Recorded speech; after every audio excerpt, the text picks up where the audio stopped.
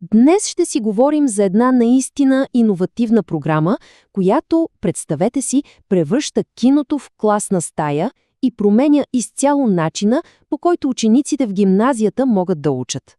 Само за момент да си представим какво би станало, ако свалим стените между отделните предмети. Ако ученето спре да бъде просто пасивно слушане и се превърне в истинско активно преживяване. Ето, точно тези въпроси стоят в основата на целият този нов подход, който ще разгледаме. Значи, обикновено в училище нещата са си разделени. Историята си е история, литературата си е литература. Този нов модел обаче разбива тези бариери. Идеята е много ясна – да се премине от това просто да се трупат факти пасивно към активно участие и вместо зубрене да се развива критическо мислене. И така, коя е голямата идея тук? Става въпрос за един интегриран, двугодишен курс, който е разработен специално за ученици от 11 и 12 клас.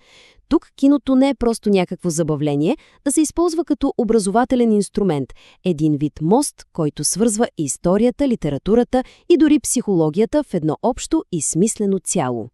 А как работи всичко това на практика? Да вземем, например, филм като «Опенхаймер». Гледайки го, веднага се потапяме в историческия контекст на Втората световна война, но също така правим връзка и с литературната му основа – биографията «Американският Прометей». Или пък Полетнат кукувече гнездо. Той се анализира през призмата на тоталитаризма и се съпоставя с моралните дилеми от Портокал с часовников механизъм. Така, само един филм отключва наистина много гледни точки. Добре, хайде сега да надникнем в самата класна стая, за да видим как точно протича обучението. Кои са методите, които успяват да превърнат учениците от пасивни слушатели в активни изследователи? Първият ключов метод е дебатът. И тук не говорим просто за изказване на мнения. Не, целта е учениците да се научат как да изграждат силни аргументи, как да анализират информация, която често е противоречива, и да защитават позиция, която се базира на факти, а не просто на емоции. И за да не звучи твърде абстрактно, ето една съвсем реална теза за дебат, която се използва в час. Тя е провокирана от анализа на Портокал с часовников механизъм. Само си представете какъв сблъсък на идеи може да предизвика такъв въпрос. Това развива не само говорни умения, но и много, много дълбоко етично мислене. Продължаваме нататък с следващият метод, който се нарича световно кафене. Това е една много интересна техника за съвместен диалог. При нея класната стая буквално се превръща в едно динамично пространство, където се обменят идеи. Целта е да се насърчи абсолютно всеки да се включи. И ето как изглежда едно такова кафене в действие. Да вземем отново казуса Опенхаймер. Учениците се разделят на маси и всяка маса си има собствен фокус. На една маса се обсъжда историческия контекст, на друга – моралната дилема за цената на прогреса, на трета – психологическият профил на гения. Учениците се движат между масите, чуват идеите на другите и ги надграждат. По този начин един сложен казус се разглежда от абсолютно всички възможни ъгли. Третият метод, който е изключително мощен, е ролевата игра.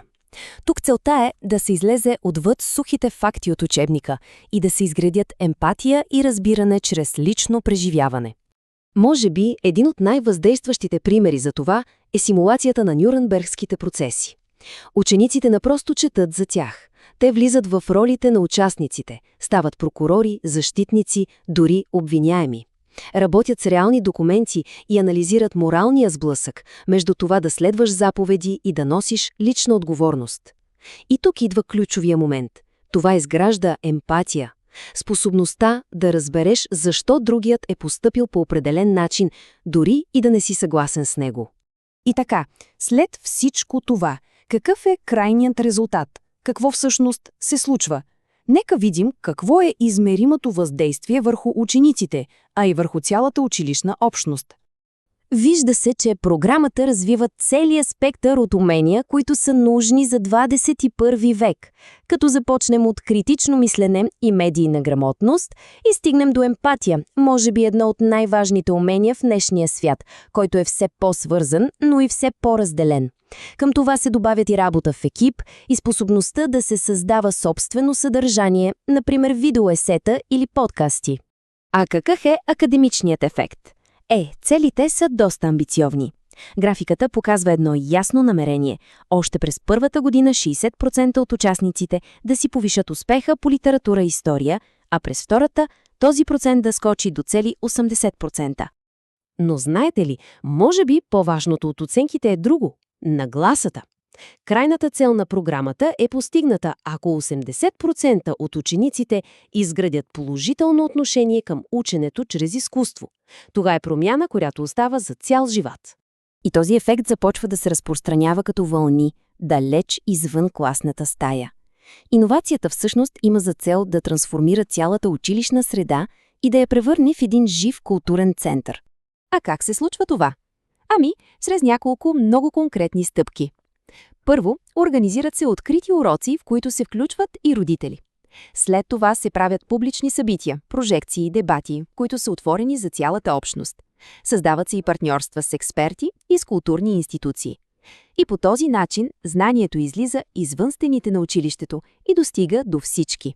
Потенциалът на този модел е наистина огромен. Както се посочва и в документите по проекта, той има капацитета да бъде разширен и приложен и в други училища. Всъщност, може да се превърне в модел за цялата страна, как да се насърчават културна грамотност и креативност в образованието. И така, стигаме до финалния въпрос. Защото този проект не е просто история за едно училище. То е покана да си представим какво може да бъде бъдещето на образованието. Възможно ли е всяко училище да се превърне в такъв динамичен културен център, който да вдъхновява не само учениците, но и цялата общност около себе си? Това е въпросът, който остава след финалните надписи.